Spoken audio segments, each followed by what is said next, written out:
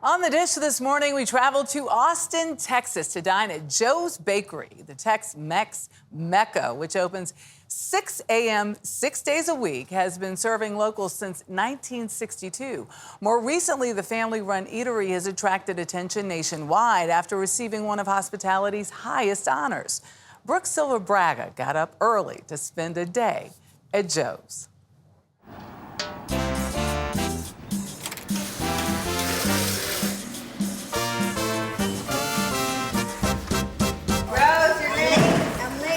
Joe's Bakery has always been a place for early risers, a pre-dawn lifestyle Roseanne Maciel has known since elementary school, when her parents, Joe and Paula Avila, ran the place. I used to sleep under the counter. We would leave early in the morning so they could come get things ready. And they just like pull you out of bed? They pull me out of bed. Like what time? 2, 3 o'clock in the morning. In pajamas? Till it was time to go to school. So, I mean, I've been hanging around here a long time. 9:32. Rose and her daughter Regina Estrada now run the place, a neighborhood hangout too boisterous. How you doing? I'm good, how are you? To imagine anyone sleeping under the counter. It's loud. Sometimes you can't even think, it's so loud. But don't ask to turn down the jukebox. Many of these Mexican-American singers could be sitting at the next table. Ruben Ramos comes in all the time.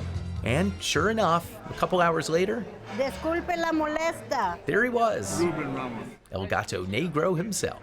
Everything changes, but the place is still the same. So we love to come here because we know what we're going to get. It's home-style Tex-Mex. The salsa still made in-house from fresh jalapenos. Tortillas, 1,400 of them a day, are pressed into balls, then flattened and cooked. This is the one and only tortilla maker we've ever had. She's it. How long you had her? I want to say 30 years. It's long enough that when she starts needing stuff replaced, it's not as easy to find it anymore. Yeah. One part inheritance, one part duty. It's now mostly Regina's job to keep her grandparents' recipes coming out of the kitchen. Why do people love the bacon so much? So it's a 2-day process. Hand dipped in flour. It sits in the refrigerator overnight, and then they cook it on the grill.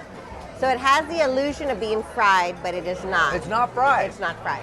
Why doesn't everyone make it this way? I don't know. And why doesn't everyone make rich, cumin-soaked carne guisada like this? Oh wow, that's really good. A lot of people use beef, we use pork, and so one of the things that makes it different is it's a lot softer. And yes, just by the entrance, inside a glass case, is an assortment of Mexican treats. How much is a cinnamon cookie? They're 50 cents. 50 cents. So the 50 cents is not keeping us in business. So why do you keep them on the menu? Being a baker was my grandfather's passion. So that's one of the reasons why we continue with the bakery. But Joe's Bakery is kind of a misleading name for the place. 2 tacos? It's mostly a restaurant, really, and though it carries a man's name, it's been sustained by 4 generations of women. Yes, ma'am. It's an immigrant story that starts with Rose's 17-year-old great-grandmother driving a horse carriage north from Mexico. Crossing the border with 2 young kids. Yeah. And she's barely a kid herself. Coming Without across. her No man. partner. No partner. It's been a female-run organization for some time. In fact, it was one of those little girls in the carriage, Sophia, who first opened a bakery.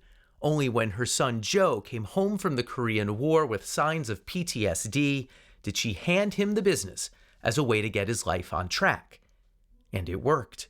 Joe and Joe's thrived.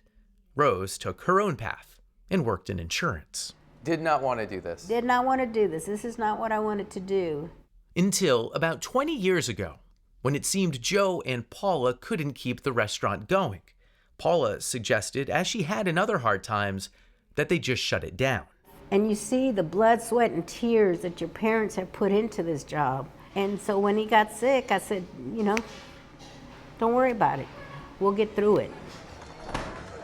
Joe Avila died in 2010.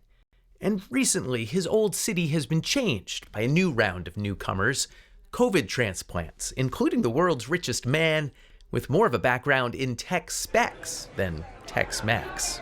Like I tell some people, we're not for everyone. But Joe's has mostly been embraced by this new Austin and by the wider world. Last year, it won a James Beard Award in the America's Classic category. It was very, very unexpected.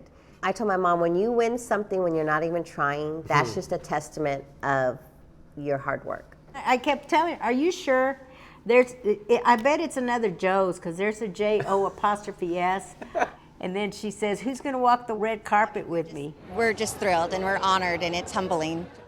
After that night of glamour, it was back to East 7th Street at 5 a.m., where the economics of a family-owned restaurant are still a struggle. And the Avilas say safety in the city has become a serious concern for them. Do you want to keep it going? Should you close the door like Grandma says? Grandma's been saying that for the last 50 years. But I keep saying, Mom, we still have to work. As long as I have breath in me, we will be here. For CBS Saturday Morning, Brook Silva-Braga, Austin, Texas.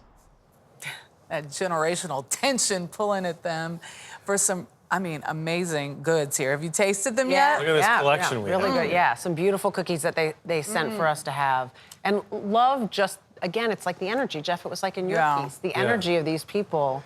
I love her. She's like, maybe you should close it. Well, Grandma's been saying that for 50 years. Yeah. And the James Beard, are you sure it's us? Yeah, of course it is. Love that it's like opening the spectrum up to all sorts of places.